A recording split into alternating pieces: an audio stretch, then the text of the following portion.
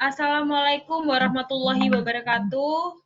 Selamat malam buat teman-teman semua. Saya ucapkan terima kasih yang sudah mengikuti webinar pada malam hari ini. Pertama-tama, kenalkan, nama saya Zakiatul Fitriah sebagai moderator. Dan di samping saya ada Pak Miko. Beliau adalah dari Miko Salon. Gimana Pak kabarnya? Baik. Gimana? Alhamdulillah baik. Oke. Pak Miko sekarang lagi sibuk apa ya Pak? Sibuk apa ya? Sibuk menunggu tamu. Oke. Kayak kondisi pandemi seperti ini tuh berpengaruh nggak sih Pak di bisnis Bapak? Waduh. Hancur bisnis saya. Pengaruhnya besar sekali. Benar-benar babak belur ini. Semuanya nggak jalan. Aduh, benar-benar ya. Kapan COVID ini usai? Kapan COVID ini pergi? Kita kan nggak tahu. Aduh. Oke. Dampak yang terbesar menurut Pak Miko mungkin pengurangan dari customer sendiri atau bagaimana?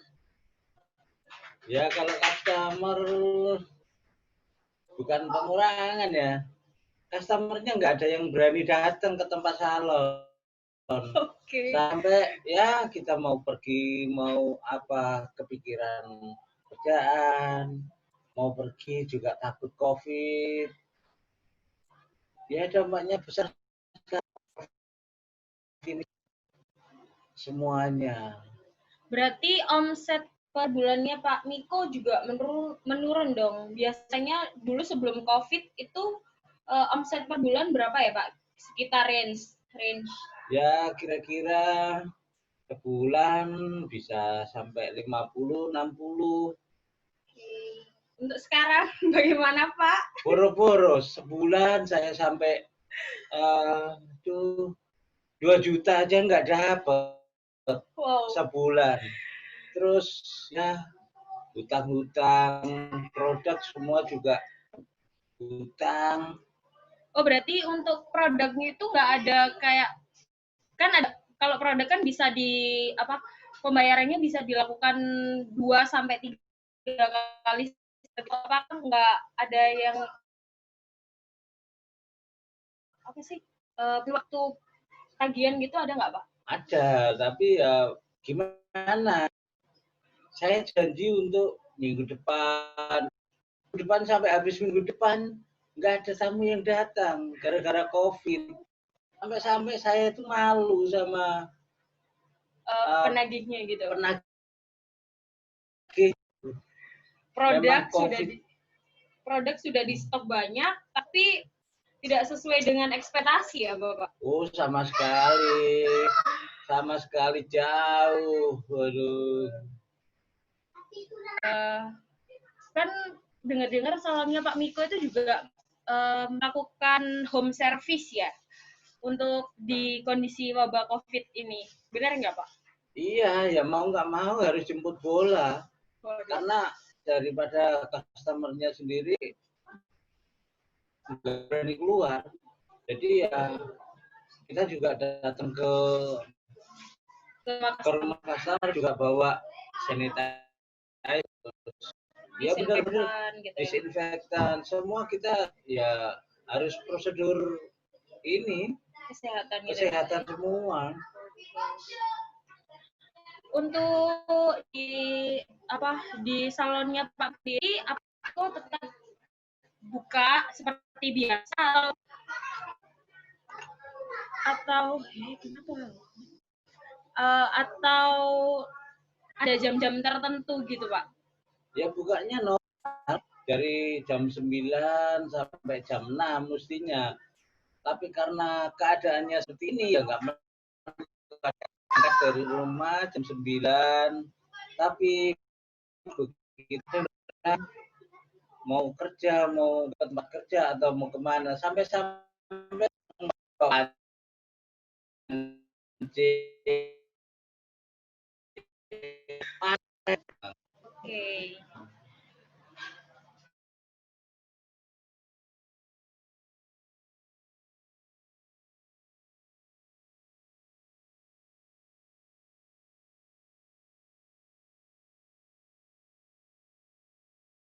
Oke. Enggak seperti itu. Yo pasti dong, harus wajib. Terus standar COVID, tamunya malah nggak mau, jadi pelanggannya itu satu masuk. Kita harus habis servis, kursi, kaca segala macam juga kita harus semprotin. Harus steril. Berarti emang ya kalau dari dulu kan saya juga tahu bahwa salonnya Pak Miko itu bikin janji dulu. Untuk saat ini per hari Pak Miko bisa potong layanin customer seberapa banyak? Ya, kalau dulu sebelum COVID ya bisa sampai 10 orang atau 8 orang. Saya juga nggak mau banyak. Sebabnya kita juga harus benar-benar kerja bagus. Tapi begitu sejak COVID itu Sehari berapa Pak? Sehari, kadang seminggu aja, 1 minggu cuman motong 2 orang itu kalau ada. Sampai saya ya namanya anak juga minta kadang pulang, ayah pulang minta jajan, ya beli ini beli itu, aduh. Oh berarti anak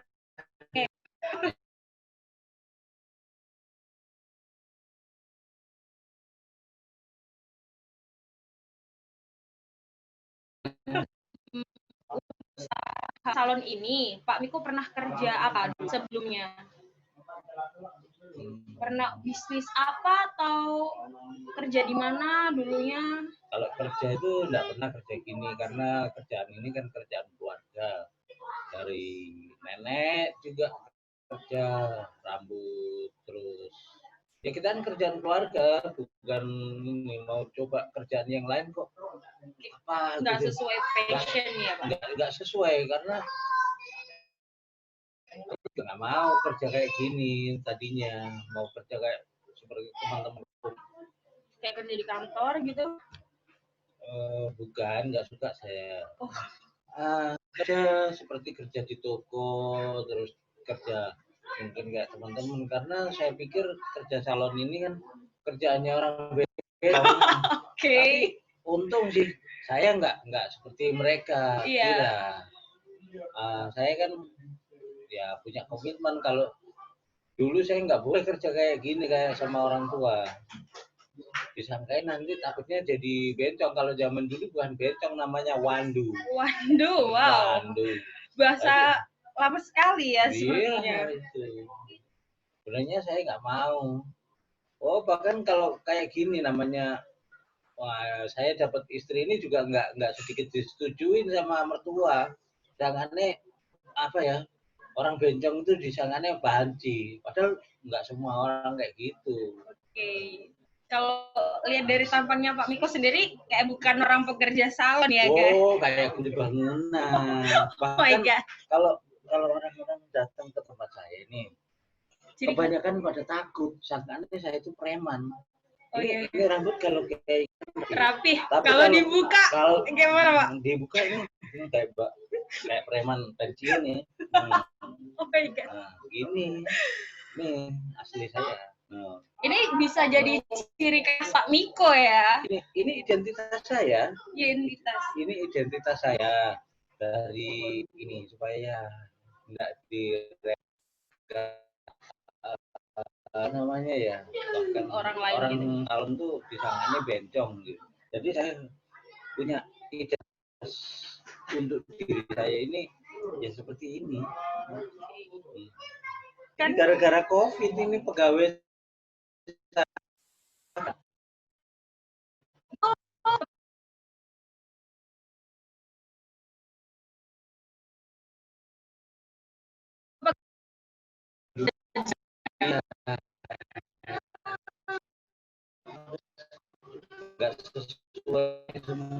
dua aja saya rumahkan. Berarti Pak Miko kerja sendiri dong sekarang? Ya iya, kerja sendirian. Banting tulang, makan tulang sampean. Makan tulang, aduh. Anjir babak belur dah. Tentang ini COVID bikin amburadul. Aduh. Sampai malu sama ini ambasador yang sangat besar dari itu, kita malu. Dulu Pak Miko, emang kan tadi Pak Miko udah bilang bahwa ini adalah usaha keluarga. Pak Miko pernah kursus nggak sih kayak belajar sekolah salon? Pak Miko fokusnya di salon rambut tentang rambut. Iya. Pernah kursus atau emang otodidak aja? Otodidak. Belajarnya di bawah pohon rindang. Di bawah pohon rindang. Iya. Wow. Kayak anak-anak senja ya Pak ya? Oh iya. Jadi kita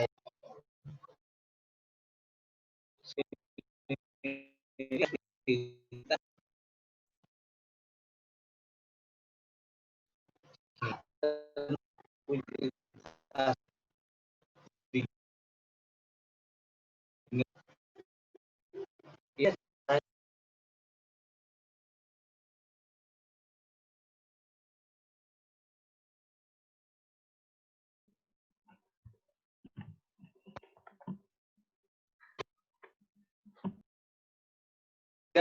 Gitu aja. Kalau sudah teknik dengan akan mungkin bila perlu untuk di ini dan ini apa namanya ya, mau tahu teknik ya silakan datang ke tempat praktek saya yang berada di Raya Panjang-Jiwo Permen nomor 42.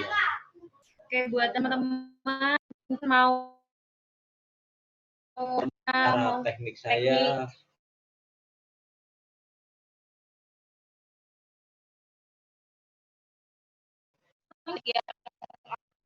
Kalau orang kan biasanya pakai kayak silet atau apa yang kayak gunting penipis. Gunting tajam toh. Nggak pakai silet-silet, nggak pakai. Kalau motong gitu gunting standar gunting yang digunakan Pak Miko itu kayak gimana sih Pak? Mungkin dari range Pak Miko milihnya itu dari merek atau dari apa sih? Kayak ya udah gunting semua sama gitu. Oh, beda. Gunting itu space-nya beda-beda. Untuk rambut sekian juga ukurannya mesti beda guntingnya. Enggak semua rambut satu gunting. Untuk tipikal rambut yang halus kita mesti pakai gunting yang gini. Ada halus tapi rambutnya gimana ya? Nggak bisa dibilang ya. Kita pegang dulu, masalahnya kita kerja itu mesti rambut mesti diraba dulu, dipegang, kita pelajari gesturnya rambut bagaimana gitu.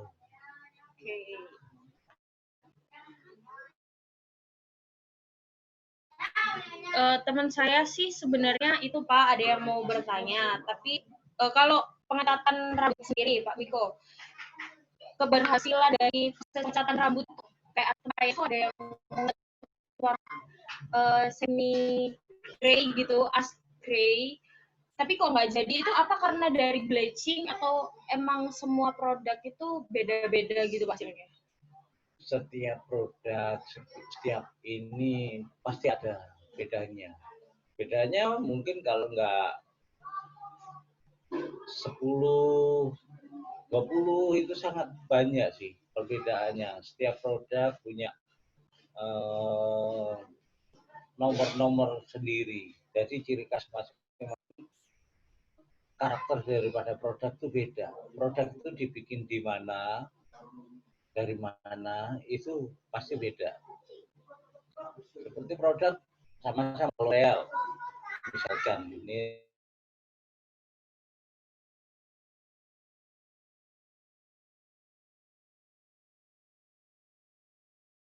saya sebutkan produknya L'Oreal itu Indo, terus produk itu dijualnya mungkin pergi ke Eropa ke ini gitu, nggak bisa di ini.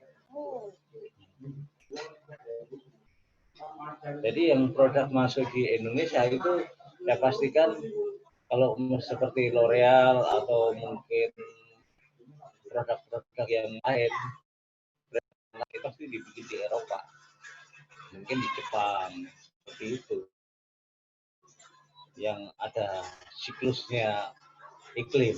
Oke. Setelah ini ada sesi tanya jawab ya Pak Miko, ada beberapa pertanyaan yang bakal teman-teman tanyakan, nanti Pak Miko bisa menjawab. Sebelum mengacu pada pertanyaan,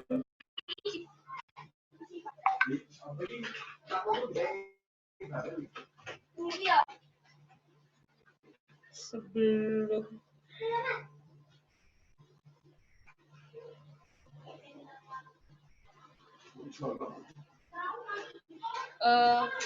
kayak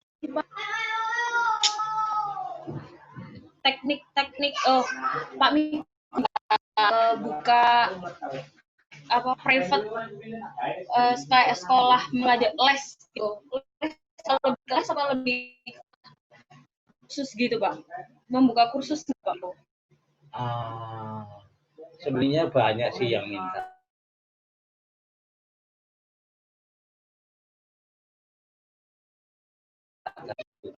Nah, saya tanya sebelumnya, kenapa Anda kepingin ini?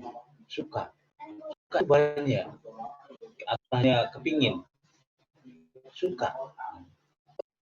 Dia bilang suka, udah jatuh cinta ini, namanya suka ya. Itu saya kasih waktu. Saya kasih waktu itu mungkin 2-3 minggu. Kalau tesnya dia dapat, ketahuan. Walaupun dari nol kecil kali, tapi udah ketahuan bakat. Oke. Lanjut gitu Lanjut. Pak. Kalau misalnya sudah seperti dia udah belajar 2 bulan, 2-3 minggu, tapi kalau tesnya dia nggak dapat, dia nggak mau gua. Kayak belajar sia-sia gitu ya Pak ya? Iya, capek dong kita. Maksudnya diajarin seminggu, 2 minggu, 3 minggu.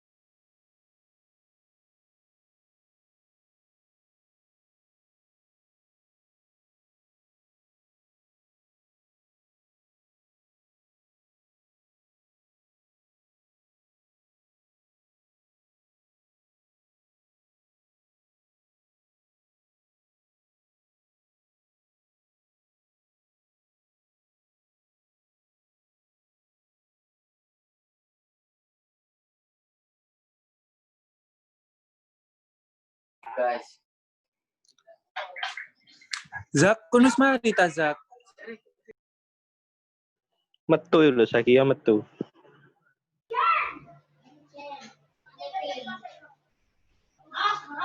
Tadi kan kayak bahas soal kursus gitu ya Pak. Ya. Pak Miko sudah pernah berapa orang yang sudah kursus di Pak Miko? Ya kalau mungkin 10 orang sih ada. Dan kebanyakan bukan orang kulit saya, orang Jawa. Bukan orang Jawa ya? Bukan orang Jawa. Maaf, kita orang Indonesia, tapi bukan orang Jawa, orang keturunan. Karena kalau orang keturunan itu kepingin majunya benar, tapi kalau kalau orang Indonesia, Kalau orang Jawa seperti saya, instingnya lama. Maaf. Terus nanti kalau orang Jawa bisa sedikit tuh menghina. bisa sedikit menghina. Jadi Menghina.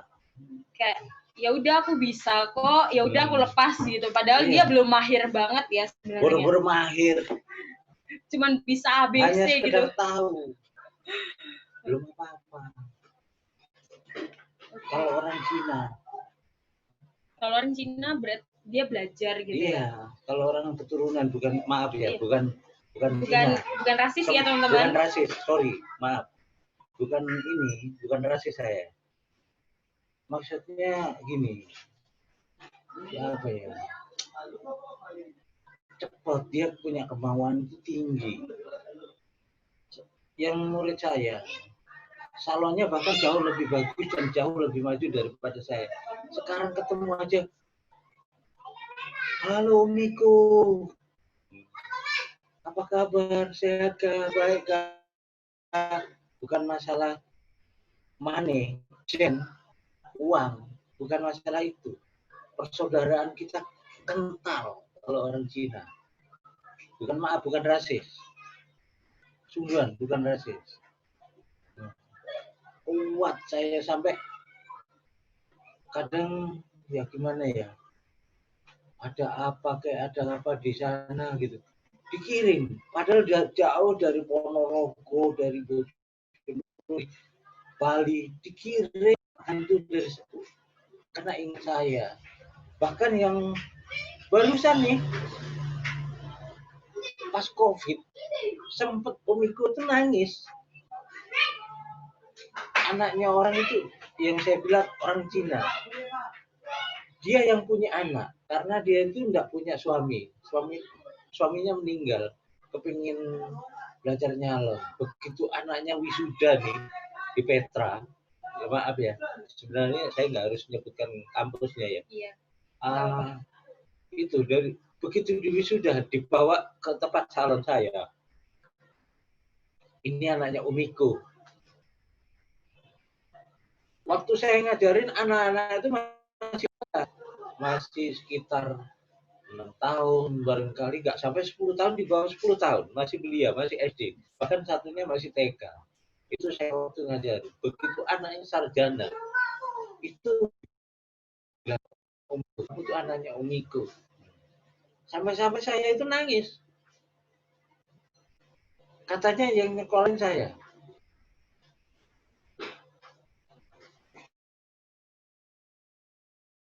Ada Rp1.000 pun dapat ngasih, cuman ilmu motivasi ke mamanya.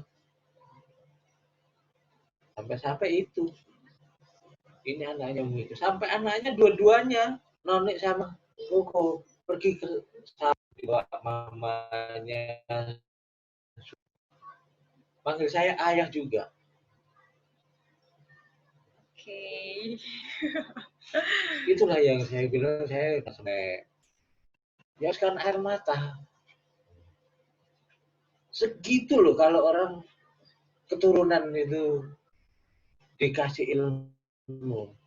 Padahal dia juga bayar saya, walaupun nggak seberapa. Bayar. Ada kalau nggak salah 8 sampai 10 juta bayarnya ke saya. Tapi tetap saya tolak.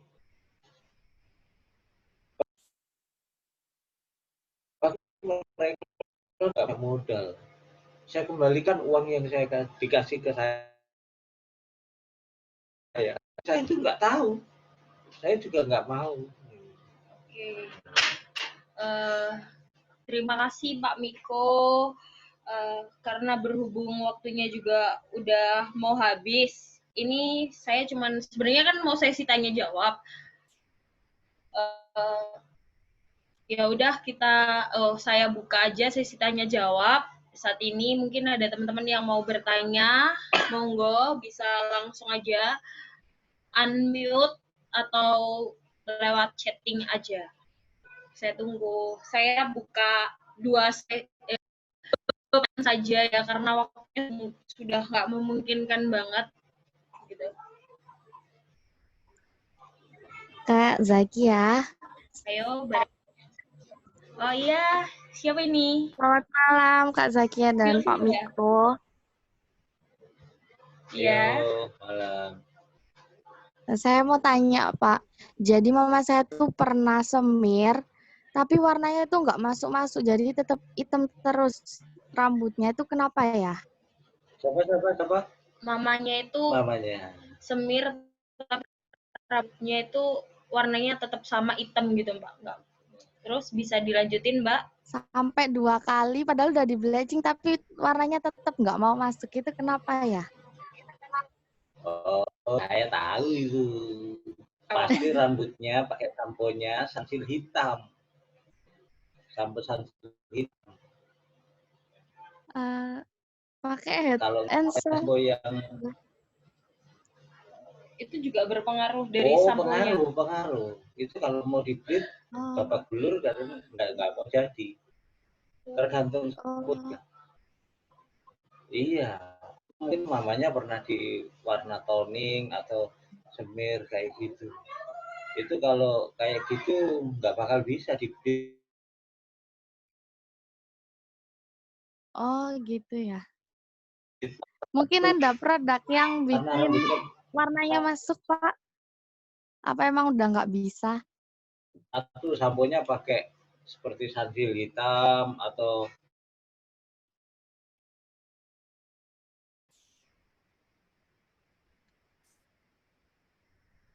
pensil hitam atau yang lain ya. Wis, itu ditarget Iya. putus rambutnya, nggak kuat. Nggak bakal bisa. Halo? Iya, Halo. Bisa didengar, Mbak Silvi? bisa Kak. Terima kasih jawabannya Kak Zakia dan Pak Miko. Oke. Mungkin ada teman-teman yang lain mau bertanya.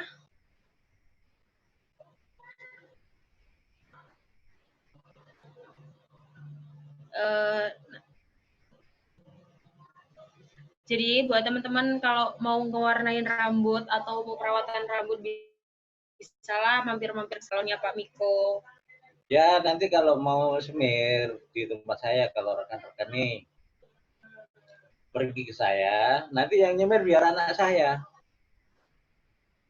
Tapi saya yang nuntut gitu. Anda ini cukup bayar beli produknya doang. Ayo, siapa yang minat?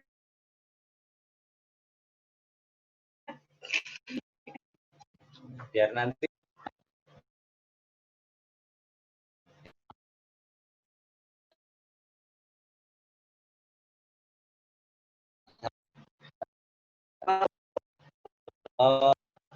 atau bisa nyalon. Kalau nanti punya suami,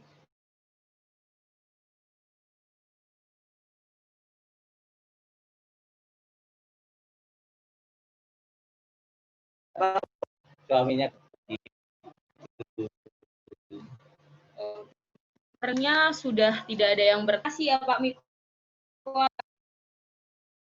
Yo, sama-sama. Terima kasih banyak. Selamat malam. Ya udah teman-teman, terima kasih semuanya. Wassalamualaikum warahmatullahi wabarakatuh. Warahmatullahi wabarakatuh.